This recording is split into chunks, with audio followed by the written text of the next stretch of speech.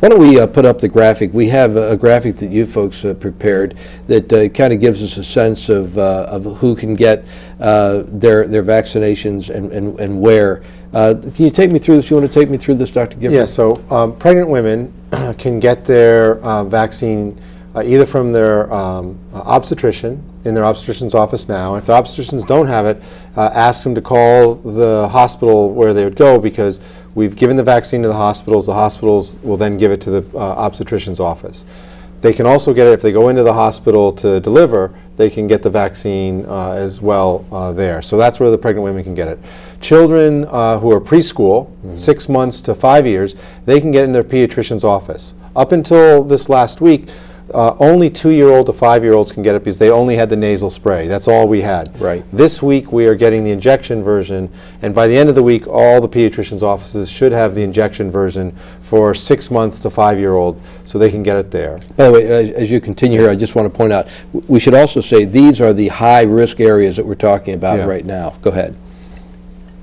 School-age children, kindergarten through 12th grade, they can get in the school-based clinics, and if you go on our website, www.health.ri.gov, you can actually see the whole schedule, see exactly the day those clinics are.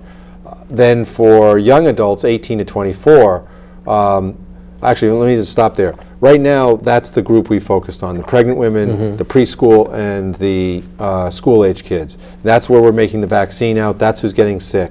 Once we have enough vaccine to do those and there's extra, we will then start moving towards young adults. We will start moving towards adults who have chronic conditions, and we'll start doing the healthcare workers that are out there. And we've already had enough little extra of the nasal spray to start doing the emergency room physicians and nurses because they're getting so swamped. We want to keep them healthy so they can take care of the people out there. And we had a little bit extra of the nasal spray there. So we will have plenty coming in by the end of December and January to not only reach everyone on this table, but even the elderly and the adults who are healthy can get it then. So in the end, the state of Rhode Island is going to get over 600,000 doses. So everyone should be able to get it, but many people won't be able to get it until January or February. Actually, your prediction was that about 300,000 Rhode Islanders before this is all over will end up having the swine flu, right? We had said about 30% of people might get this, and I think what you're seeing now is what it looks like, because many people said, what's that going to look like? Right. What we're having right now is that's what it looks like. And so by the end, yeah, we may end up with that. We're going to take a break here in order to give the folks at home an opportunity to get a pencil and paper, and they can jot down some of the slides that we have presented here, some of the tips, et cetera. If you want to get a pencil and paper to write some of this down, we're going to put them all, some of that you've already seen, we're going to put those up for you, and some others that you have not seen yet, but we're going to get into in the second half of the broadcast in just a moment. So we'll show this to you. We'll leave it up so you can get a look at it. We'll play a little music so you can at least somewhat comforted as you're doing this, and we'll be back with more of your questions in just a moment.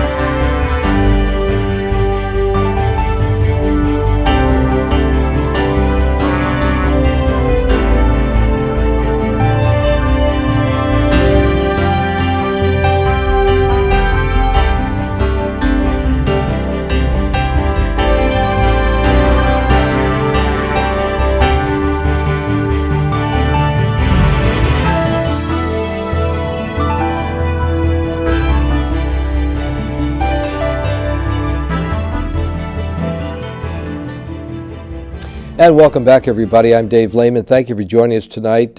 We know that some people have joined us after the beginning of the program, so I'd like to reintroduce our panel. We're here talking about the H1N1 swine flu and what you need to know about it.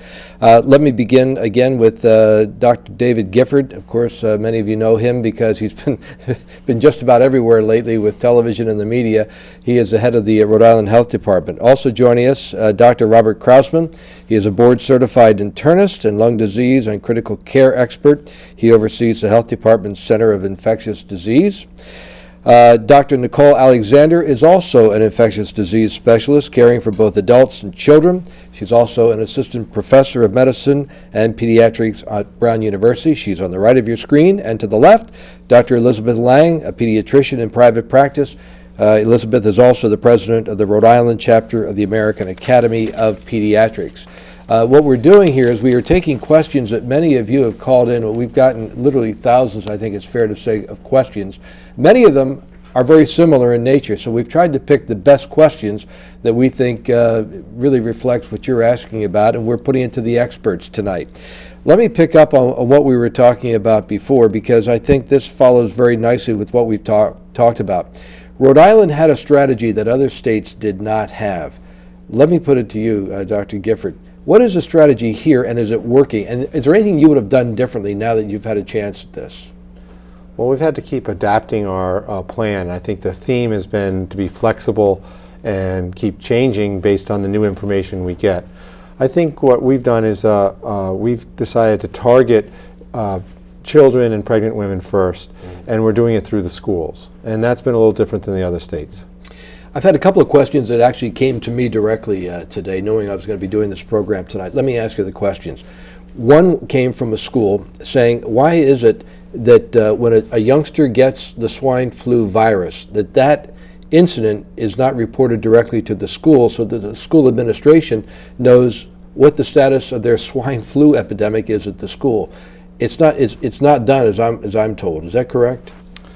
No, yeah, we don't report, but the precautions they should be taking when they have kids who are out sick and spreading viruses is the same whether it's swine flu or anything else. We know that all the viruses spread by coughing and sneezing and hand touching your nose out there. So it really doesn't matter whether it's the H1N1 or any other virus out there. The precautions are exactly the same. So if you're seeing absenteeism from a viral illness, and we saw a lot of absenteeism in the schools in September, but it wasn't due to H1N1. But we were having some kids in the hospital and some kids dying from that too. So we want people to take those precautions whenever an infection is spreading through the community. I had another parent call me today, very upset that his child, a school-aged child, has asthma and needs, because that is a special category of need that is normally entitling that youngster to getting ahead in the line, if you will, to get the vaccine, is not able to do it. And this individual tells me that the Center for Disease Control says that this should be done, and Rhode Island does not do that. And I think I've heard other people express similar concerns on our telephone lines tonight. What do you say to the parents like this who have not had a clinic offered to them, and yet they have a special need? Well, I think we hear a lot of those calls. And when we've looked at the information we know and who's at risk for the complications from this, about 55–60% of all the students in Rhode Island have some type of risk factor that puts them at higher risk for complications from the swine flu. And then you have to remember that 1 out of 4 people who have died or had complications from swine flu are healthy, and the 2 deaths we've had so far have been healthy. So our goal is to try to get as many of them vaccinated as soon as possible. If we could do it faster, we would.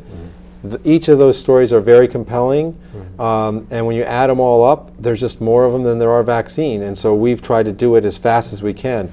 I think we're going to get that done much faster than other states. But what do you say to the parent who's got a kid who's compromised? You know, we're doing our best, and you know, when you do your best, there are some kids who are going to be at the end of the Right. order, and some kids will be at the beginning of the order. And you know, we've tried to be as fair and balanced as we can with that.